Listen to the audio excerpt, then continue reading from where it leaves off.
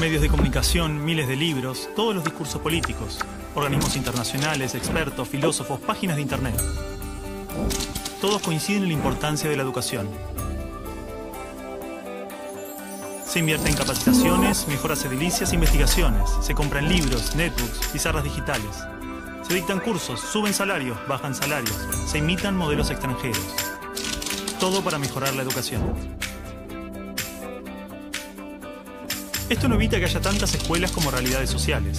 Escuelas marginales, para pobres, escuelas depósito. Escuelas para obreros, profesionales, escuelas de clase media. Escuelas públicas y privadas. Escuelas para ricos, escuelas de la élite.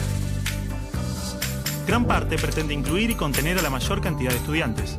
Muchas otras se concentran en formar trabajadores de diferentes jerarquías. Y solo unas pocas se dedican a los supuestos resultados de excelencia. Más allá de sus diferencias, todas trabajan y aspiran a un ideal de escuela común. ¿Hasta qué punto esta escuela ideal nos ayuda a desarrollarnos individual y colectivamente? ¿Realmente este paradigma educativo busca que las personas tengan una buena calidad de vida y trabajen para la mejora de su comunidad? ¿Hay otro tipo de escuela que lo logre? ¿Hay alguna educación pensada con estos ideales? Esto nos llevó a abrir las puertas de un mundo oculto para muchos de nosotros. Esta película es parte de un proceso que posiblemente no tenga fin, una pregunta que seguramente no tenga respuesta, una búsqueda sobre cuál es la naturaleza del aprendizaje y la educación, qué errores cometimos y principalmente qué ideas nos sirven para seguir buscando, seguir aprendiendo.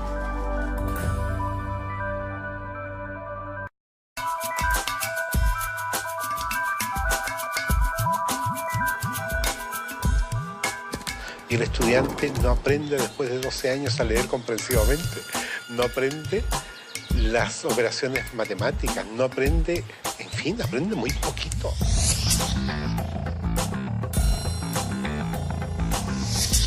¿Qué es lo que hace que el estudiante fracase en la escuela? Y el convencimiento va por la comprobación de que no es el estudiante el que fracasa, es el sistema el que está más planteado.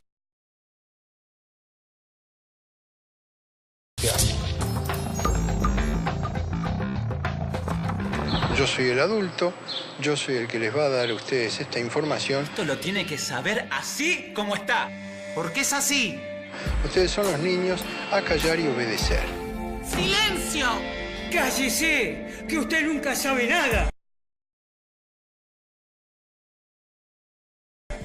No buscan, por así decir, otro desarrollo que el desarrollo curricular. Están muy centrados en los propios contenidos. El conocimiento está cambiando permanentemente. Entonces, lo que ha pasado es que los sistemas educativos no han cambiado tan rápidamente como el resto de la sociedad. Ahí es donde está el problema de fondo.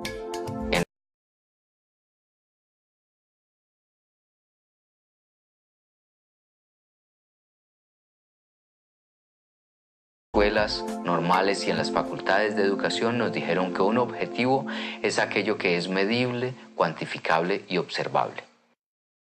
Entonces empezamos a buscar la regla que nos permita medir los objetivos y eso se llamaron calificaciones, ya sea una A, una carita feliz, una carita triste. Pero la lógica siempre va a ser la misma. ¿Comparar qué? Comparar el sujeto, sus aprendizajes frente a una escala estandarizada que mide ¿qué? Un número defina incluso la Cada calidad de sujeto persona es que único, eres. singular e irrepetible.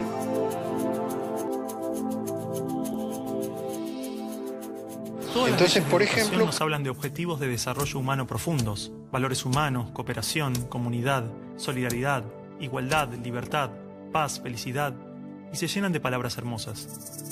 La realidad es que la estructura básica del sistema promueve justamente los valores opuestos. La competencia, el individualismo, la discriminación, el condicionamiento, la violencia emocional, el materialismo.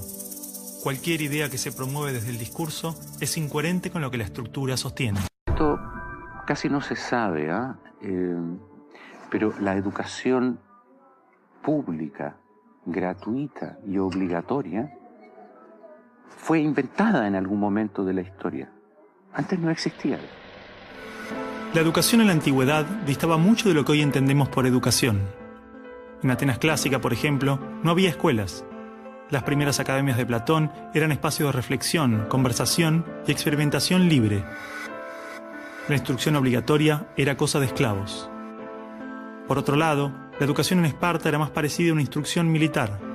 El Estado se deshacía de quienes no alcanzaban los niveles esperados. Había clases obligatorias, fuertes castigos y modelamiento de la conducta a través del dolor y el sufrimiento. La escuela como la conocemos nace a fines del siglo XVIII y principios del siglo XIX en Prusia. Con el fin de evitar las revoluciones que sucedían en Francia, los monarcas incluyeron algunos principios de la Ilustración para satisfacer al pueblo, pero manteniendo el régimen absolutista. La escuela prusiana se basaba en una fuerte división de clases y castas. Su estructura, heredera del modelo espartano, fomentaba la disciplina, la obediencia y el régimen autoritario. ¿Qué buscaban estos déspotas ilustrados? Un pueblo dócil, obediente. Las noticias del exitoso modelo educativo viajaron rápido, y en pocos años, educadores de América y Europa visitaban Prusia para capacitarse. Con el paso del tiempo, el modelo se expandió a nivel internacional. Muchos países importaron la escuela moderna con el discurso del acceso a la educación para todos, elevando la bandera de la igualdad, cuando justamente la esencia misma del sistema provenía del despotismo, buscando perpetuar los modelos elitistas y la división de clases. La escuela nace en un mundo positivista regido por una economía industrial. Por lo tanto, busca obtener los mayores resultados observables con el menor esfuerzo e inversión posible, aplicando fórmulas científicas y leyes generales. La escuela era la respuesta ideal a la necesidad de trabajadores, y los mismos empresarios industriales del siglo XIX fueron quienes financiaron la escolarización obligatoria a través de su fundación. Sigue siendo lo mismo, una herramienta para formar trabajadores útil al sistema y una herramienta útil para que la cultura permanezca siempre igual y siempre se repita, lo cual es conservar la estructura actual de la sociedad. La escuela se complementó con investigaciones sobre el control de la conducta, propuestas de utopías sociales y hasta teorías de superioridad racial. No es de extrañar que los primeros estados con el sistema prusiano o similar fueran con el paso de las generaciones focos de xenofobia y nacionalismo extremo. El modelo de producción industrial en cadena de montaje era perfecto para la escuela. La educación de un niño era comparable a la manufactura de un producto. Por lo tanto, requería una serie de pasos determinados en un orden específico, separando a los niños por generaciones en grados escolares.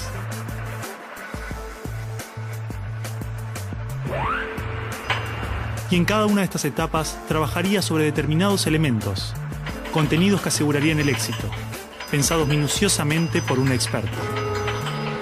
Durante los últimos siglos, hemos construido nuestras escuelas a imagen y semejanza de las prisiones y las fábricas, priorizando el cumplimiento de las reglas, el control social. La escuela se pensó como una fábrica de ciudadanos obedientes, consumistas y eficaces, donde poco a poco las personas se convierten en números, calificaciones y estadísticas. Las exigencias y presiones del sistema terminan deshumanizándonos a todos, porque van más allá de los maestros, directivos o inspectores escolares. Todos tenemos que saber lo mismo. A pesar de que los adultos no sabemos todo lo mismo, a pesar de que no nos dedicamos todo a lo mismo, en las escuelas todos tienen que querer hacer lo mismo y hacerlo igualmente bien. El sistema y los estados no les preocupa eso. No, honestamente, no les preocupa el ser humano como persona, como individuo. Y en esos términos, toda educación que busque otra cosa tiene que ser prohibida. La realidad es que la esencia de la escuela prusiana está inmersa en la estructura misma de nuestra escuela. Los test estandarizados, la división de edades, las clases obligatorias, las currículas desvinculadas de la realidad, el sistema de calificaciones, las presiones sobre los maestros y niños, el sistema de premios y castigos, los horarios estrictos, el encierro y la separación de la comunidad, la estructura verticalista. Todo esto sigue siendo parte de las escuelas del siglo XXI. Escuela no es sinónimo de educación. La escuela podrá ser un viejo mapa a la sabiduría, pero la educación es el territorio donde todo el aprendizaje sucede.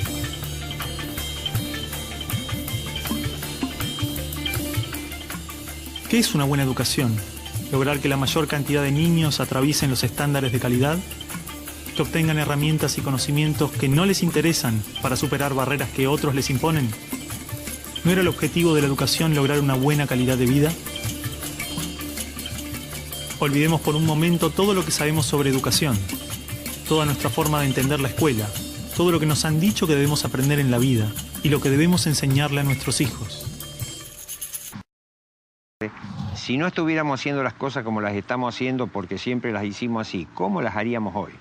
¿No? Es como sacudirse la cabeza y decir, bueno, empezamos de nuevo.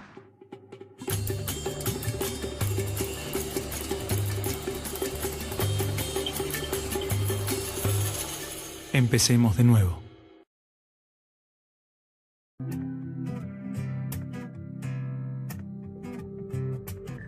Los chicos desde que nacen con esa capacidad de crear. Son creativos y observadores y curiosos. Y en la escuela pueden pasar dos cosas: que se acompañe ese proceso y se propicien actividades para desarrollar esa capacidad, o se la frustre. Un niño de 12 años difícilmente cuando sale de la escuela toma un libro.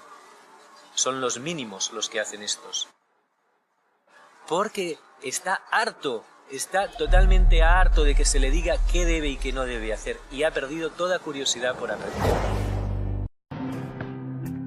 Los niños desde que nacen tienen la habilidad de construirse a sí mismos, aprendiendo de lo que se encuentra a su alrededor, a través de jugar y explorar el mundo. Está en el contexto cultural humano los números y las letras y las palabras. Entonces ellos lo aprenden, pues como, igual que aprenden a andar, porque hay unos adultos que andan. Todo lo que nos rodea influye tremendamente en nuestro aprendizaje. Los espacios, los tiempos, las actitudes de nuestra familia, las emociones, los gustos, las creencias. Todo es parte de ese ambiente con el que nos construimos a nosotros mismos.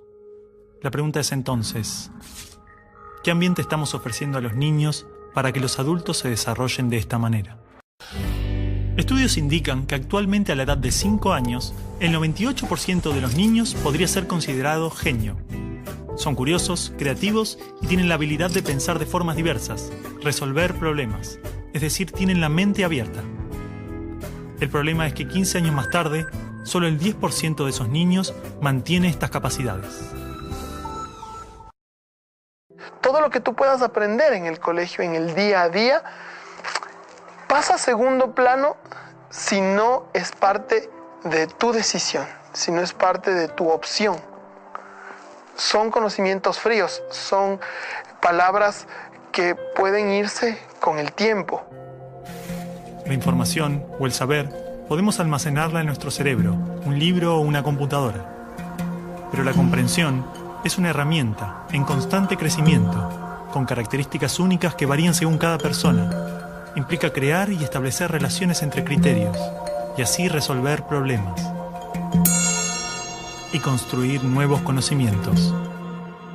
Los niños no eran autómatas que simplemente copiaban o repetían las cosas porque sí, sino que realmente había como más conciencia de parte de ellos de lo que estaban haciendo. Ese concepto va a entrar en él, lo va a asumir de una manera relacionada con su vivencia. Si no se disfruta del aprendizaje, no hay auténtico aprendizaje. Y sobre todo, la genialidad que cada alumno lleva dentro no puede descender y no puede enriquecer al resto de la clase ni al propio maestro. El aprendizaje profundo solo puede estar fundado en el interés, la voluntad, la curiosidad, y se origina más allá de las fronteras de la razón. Es mucho más que analizar o relacionar conceptos. Aprender implica un profundo proceso, donde se crean relaciones entre la persona y su entorno.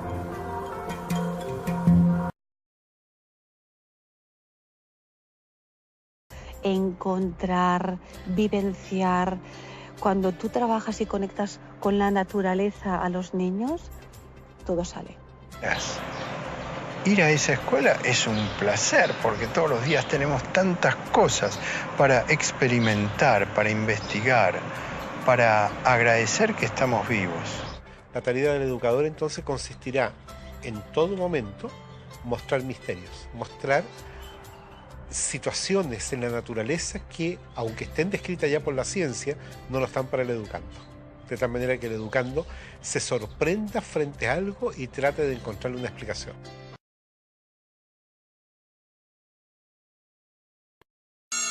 El currículum es una guía ordenada para construir el conocimiento basado en experiencias previas. Pero si el aprendizaje se caracteriza por procesos tan diversos e individuales, ¿cuál es la necesidad de forzar eso y alcanzar objetivos? Normalmente los objetivos educacionales en el mundo son colocados desde fuera del alumno, del niño. Se espera que sea un buen ciudadano, se espera que pueda participar de esta sociedad competitiva, etcétera, etcétera. Si yo no muevo realmente el interés, si no desarrollo las partes creativas, estoy generando robots con objetivos y por lo tanto en el camino se va a quedar un 60, un 70% de los niños con potencialidades maravillosas.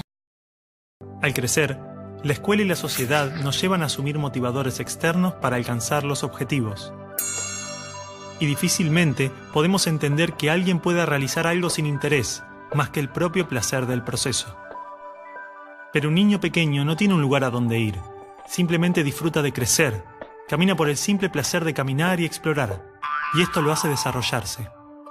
Su motivación no está en el objetivo ni en el resultado, está en el camino.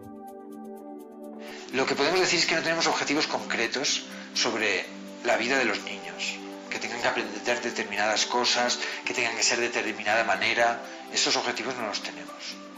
El currículo que se maneja acá es un currículo que está plasmado en un camino y que el niño maneja ese camino. Entonces, él lo tiene y él sabe. Entonces, el maestro no es el protagonista de la película, el contenido no es el protagonista es el niño que, acompañado del adulto que hace de intermediario, se pone en contacto con el conocimiento y el conocimiento pues ya atrae y actúa por sí solo, ¿no? Y ahí, en eso que les estoy contando, se respeta el ritmo del niño. O sea, no hay la presión fundamental de que tiene que llegar a este resultado en tal tiempo.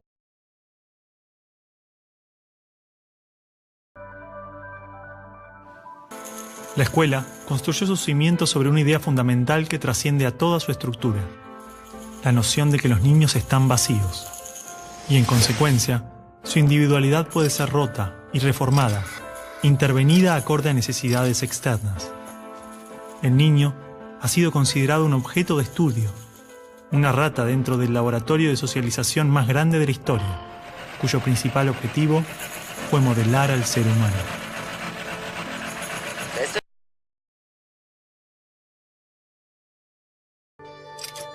La formación de los órganos vitales, la estructura ósea, los tejidos, las características básicas de cada uno de nosotros son el resultado de un proceso interno, autónomo, que no requiere la intervención del ser humano, donde la madre solamente satisface los recursos necesarios, pero no dirige.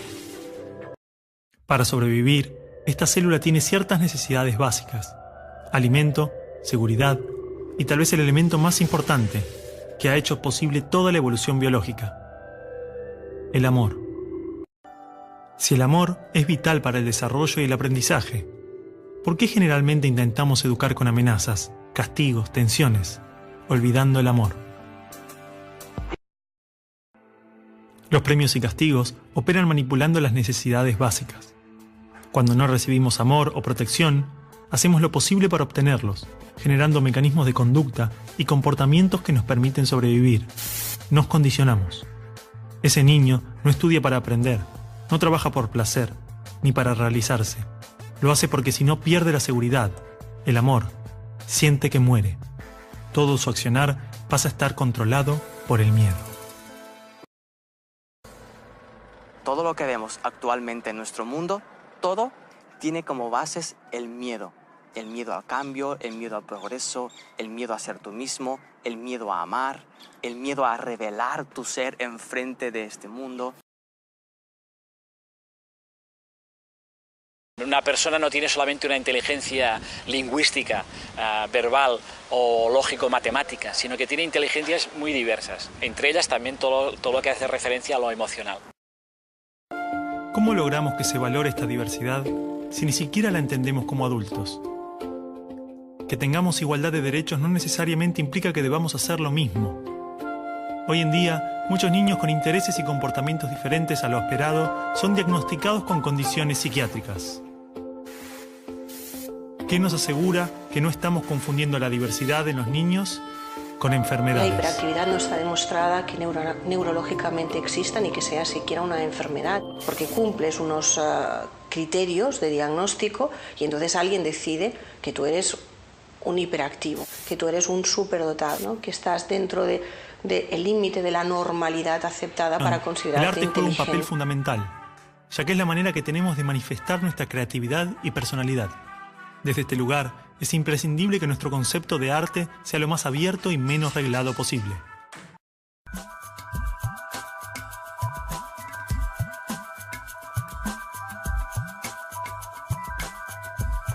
La vida está llena de opciones y hay que aprender a tomar opciones.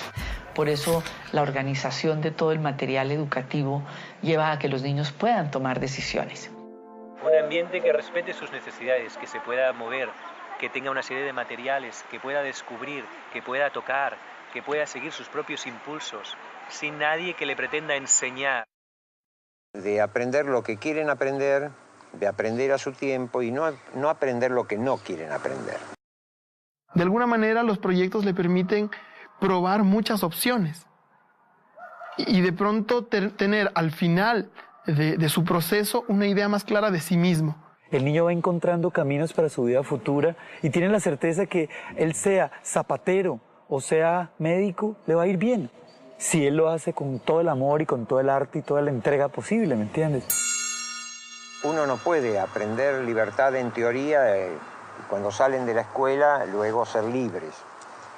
Los chicos tienen que ser libres en la escuela. Si uno no puede decidir qué es lo que quiere experimentar, qué es lo que quiere vivir, está muy limitado a la hora de aprender. Solamente cuando tú tienes autonomía y te sientes respetado en tu autonomía, vas a poder saber qué quieres. Básicamente los niños que no logran estos niveles de independencia, que se convierten en niños dependientes de otras personas, nunca van a hacer lo que ellos quieren, siempre van a hacer lo que otras personas quieren. Primero necesitas saber resolver situaciones por ti mismo y en ese proceso se va a dar la responsabilidad. Yo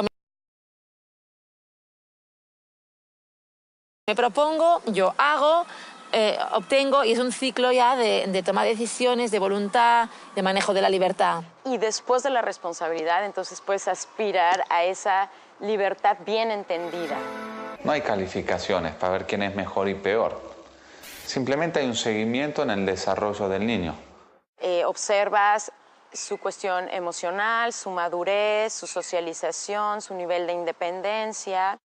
Y eso se materializa en lo que hablamos de ellos en nuestras reuniones de equipo, en lo que compartimos el equipo y las familias en las reuniones individuales con las familias, pero no hay una evaluación de los aprendizajes, del comportamiento, de la conducta, de eso no hay una valoración, digamos. Hay un acompañamiento. Los ideales y objetivos que tenemos sobre los niños no nos permiten ver quiénes realmente son y qué es lo que necesitan, no mañana o dentro de varios años, sino hoy. Esta película expone una parte de las ideas que encontramos. Hemos visitado algunas de todas las experiencias que existen y solo unas pocas las conocimos en profundidad. No existe una sola forma, no existe el mejor modelo. La verdadera diversidad existe cuando se respeta y experimenta la diversidad en todas sus dimensiones. Todas estas experiencias son valiosas porque son el fruto de personas que dedicaron su vida al aprendizaje. Existen desencuentros y coincidencias, pero no cabe duda de que todos aportan al mejoramiento de la educación. Necesitamos que sus ideas y prácticas salgan a la luz, poder conocer sus aportes, historias, riquezas y limitaciones, compartir recursos, intercambiar visiones y construir juntos un nuevo paradigma educativo.